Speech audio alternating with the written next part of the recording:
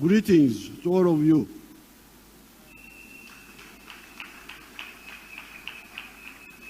Mwena baramusiza. Kopango. Ope.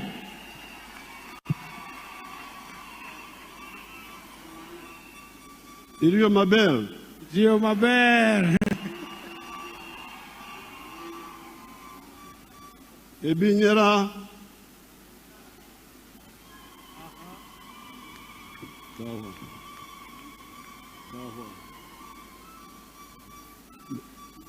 Manzora.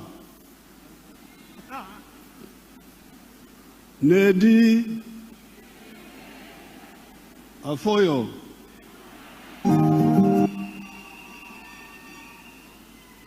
On behalf of the government of Mama Janet and myself, I congratulate all the believers in the new religions that started coming to our ancient societies in 1841 when an Arab from Zanzibar by names of Ahmad bin Ibrahim came to the palace of Kabaka Suna of Uganda and started talking about the Islamic religion. The first white man, Huntington Speke, came in 1862. The Anglicans came in 1877, and the Catholics came in 1879. These new people brought different angles of looking at God. The indigenous religions also believed in Ruhanga Nyamuhanga, o Katonda owobutonzi, o Rubanga. But they also believed in ancestral spirits, Emizimu, Emisambwa, which the experts should talk about. I have never had time to discuss with the Interreligious Council these issues. Our societies, however, had not heard of Jesus or Muhammad, and the elucidation they brought on this matter. It was therefore wrong for Mwanga to want to kill this new perspective about the supernatural realm. It is good that the young boys and some girls, I'm told, were ready to give up their lives for the freedom of worship, for the new perspective the new religion had brought. That is what all and sundry should know about the Africans of this area. They can sacrifice for legitimate causes they believe in. Indeed, a few days from now, on the 9th of June, we shall be celebrating not only martyrs, but martyrs and heroes that faced Basilio Okero in the village of Chikandwa in 1981.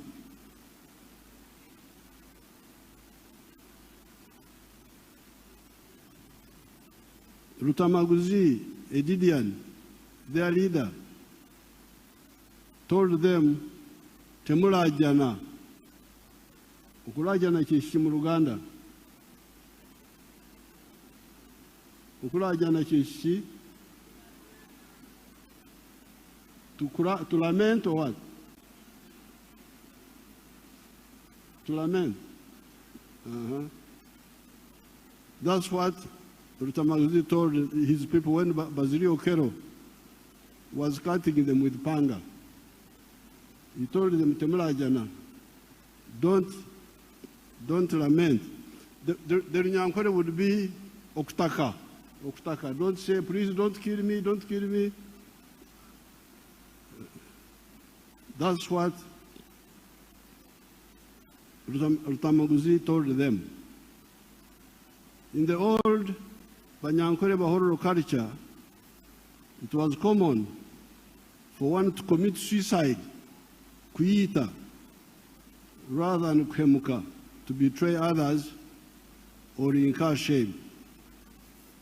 Therefore, we, the ancient people of this land, believe in the freedom of worship and not coercing people to believe this in this or that, as long as they do not break the law. We also believe in separating denominational issues from government issues, which are for all the citizens and even non-citizens that find themselves in Uganda. Good enough, Jesus helped us in the book of Mark, chapter 12, verse 17. He said, give unto God what is God's, and unto Caesar what is Caesar's. What then are the Caesar's issues in our times? The NRM identified 3 historical missions and 4 ideological principles. These are to create prosperity for all Ugandans through all adults engaging in producing a good or a service that they sell and get money to enhance their prosperity. That is historical mission number 1. Prosperity through wealth creation by producing goods and services.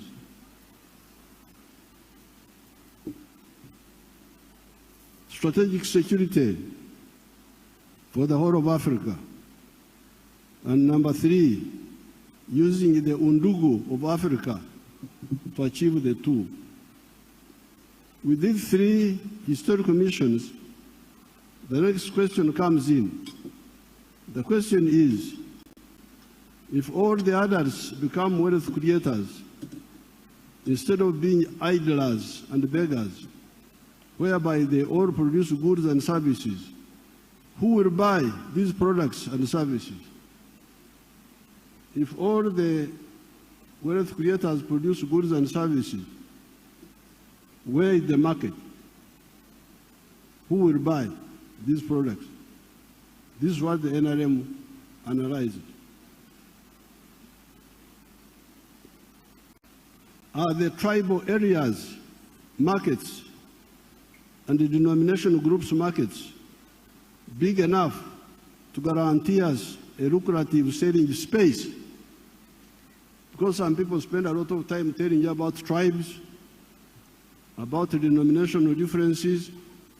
Our question is, will those groups be able to absorb all the products we, the wealth creators, produce?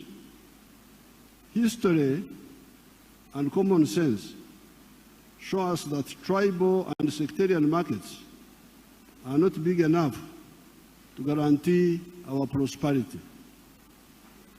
The national market of Uganda will do it better. I don't have time to talk about that, but that's what we have seen. Hence, our ideological principle number 1 became patriotism. Love Uganda. Why? It is because you need it for your prosperity as a market for your goods and services.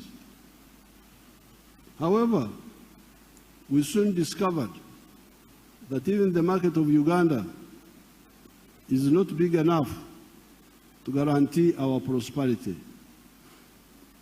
Now that Uganda has settled down, we have got surplus production for very many products: milk, bananas, beef, maize, cement, steel products, sugar, blankets, tires, commercial explosives, ceramic tiles, industrial starch, etc., etc. Where do we sell this surplus? The NRM comes in with an answer. Have you heard of East Africa? Have you people heard of East Africa? There's something called East Africa.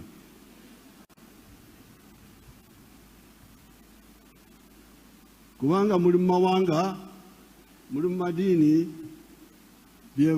abamu bebasa kwesira. Naye ffe tubabuuza, mwali muwuliddeko ekintu kye bayita East Africa? If you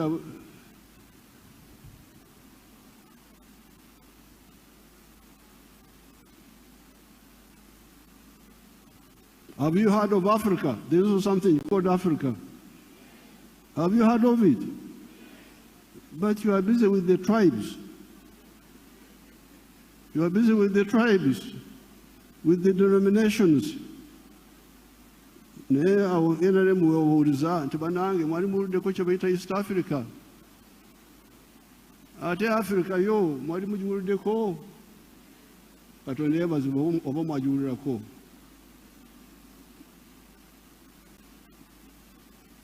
Those people, they can buy all your surplus. Abantu abo aba East Africa, aba Africa, bayinza kugula ebintu byammwe ebidibye. Hence, the second ideological principle of the NRM is Pan-Africanism. Pan-Africanism. Love Africa. Why? It is because you need it for your prosperity.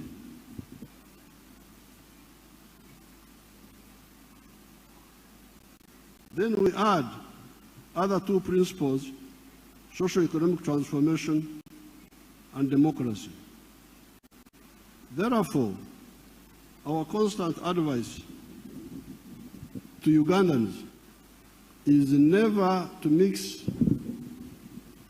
politics with the denominational loyalties. Politics is about our welfare on earth. Denominations and religion are about spirituality here on earth and life after, in heaven. Which aspects the religious leaders can speak about better. Coming to the religious groups, to harmony in the country and citizens' contribution.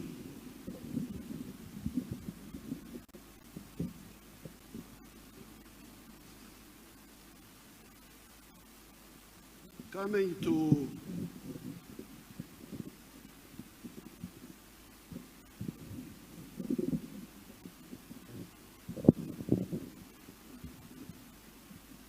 to the religious groups, to harmony in the country and the citizens' contribution.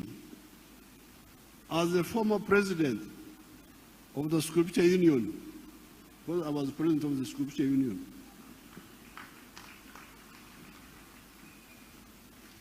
(1965 to 1966),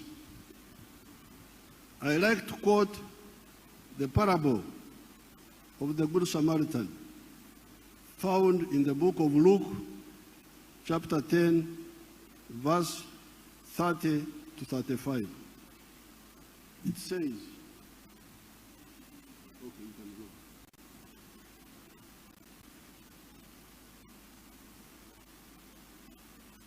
That portion, it says, a man was going down from Jerusalem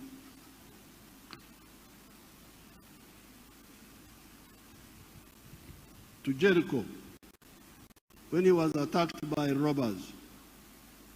They stripped him of his clothes, beat him, and went away, leaving him half dead. A priest happened to be going down the same road, and when he saw the man, he passed by on the other side. Likewise, a Levite, when he came to the place and saw him, passed by on the other side. But a Samaritan, as he traveled, came where the man was. And when he saw him, he took pity on him. He went to him, bandaged his wounds, pouring on oil and wine. Then he put the man on his own donkey, brought him to an inn, and took care of him. End of quotes. I am told that the Samaritans were not mixing with the Jews for reasons known to themselves.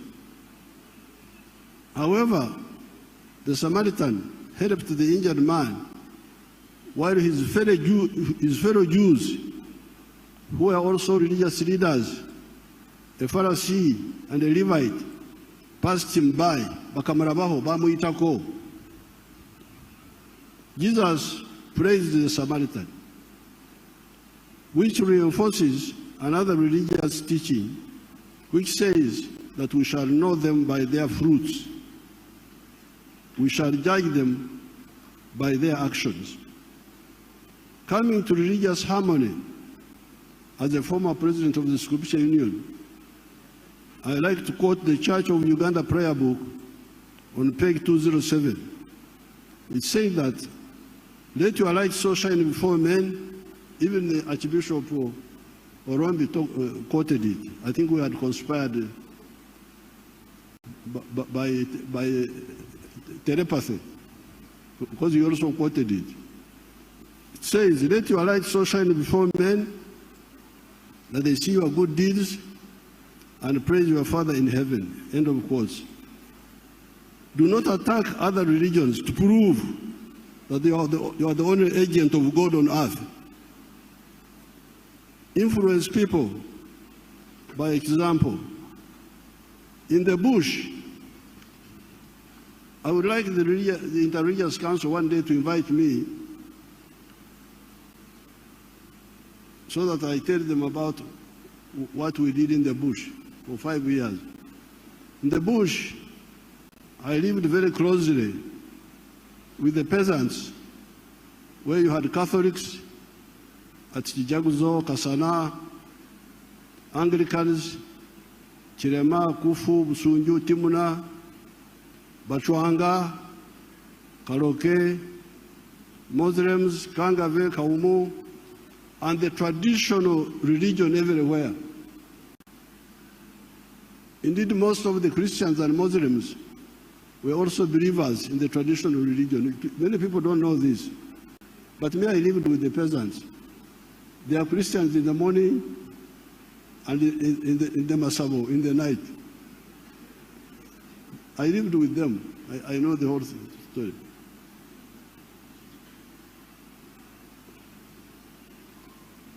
We united all of them around the knowledge of science. What I would do, I would not condemn whatever they are doing, except if it endangered life.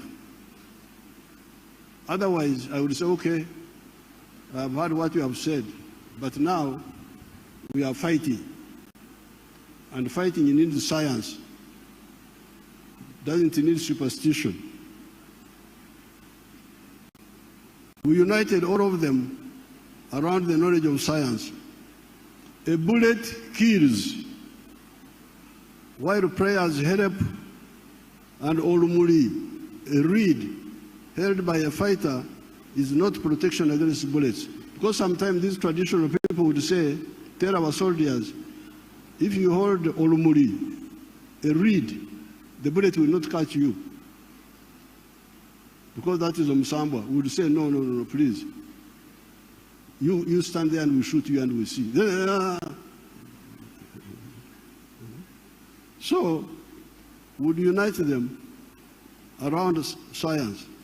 That is how our prominent Mayembist, because the traditional people believe in Mayembe, the horns, they have horns which they throw around. Our prominent Mayembist, Dodoviko, Garimpitawa, Amayembe Garimpitawa, of Mijinje, said, Emundu Tetia Mayembe. That's what Dodoviko said. Said the gun does not fear bullets. It does not fear bullets. The bullet does not fear the Mayembe. So by interaction, we're able to influence them, to move in the right direction. However, you could see that a number of times there was a divine intervention on our side. You could see that God was intervening on our side. This confirms our ancestors saying, God helps those who help themselves. This also goes with the parable of the talents. It is also more or less in that line. This year, the government gave the Catholics shillings 2 billion, the Protestants shillings 2 billion, and the Muslims shillings 200 million for this occasion. I have directed the government to make this contribution part of the government budget annually.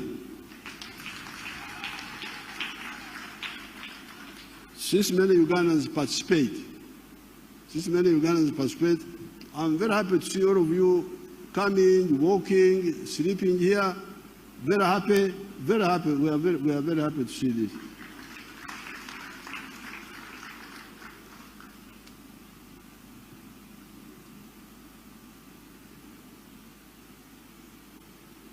As you all know, the government spent billions modernizing this infrastructure you see today at both the Catholic and Protestant sites.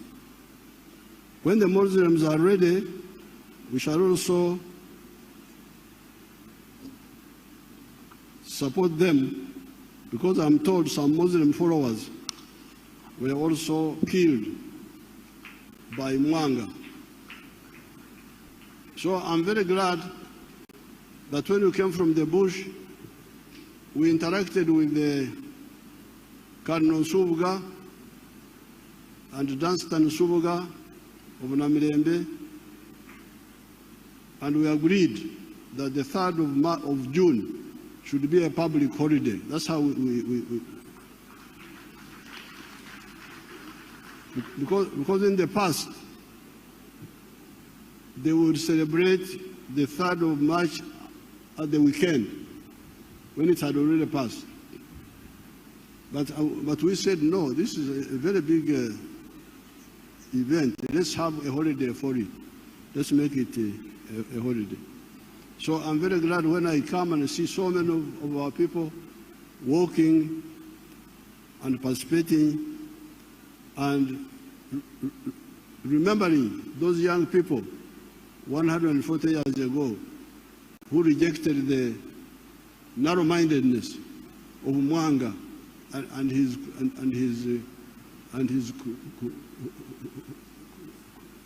cruelty. So I congratulate everybody. May God bless you, and long live Uganda, long live the freedom of worship. Thank you very much.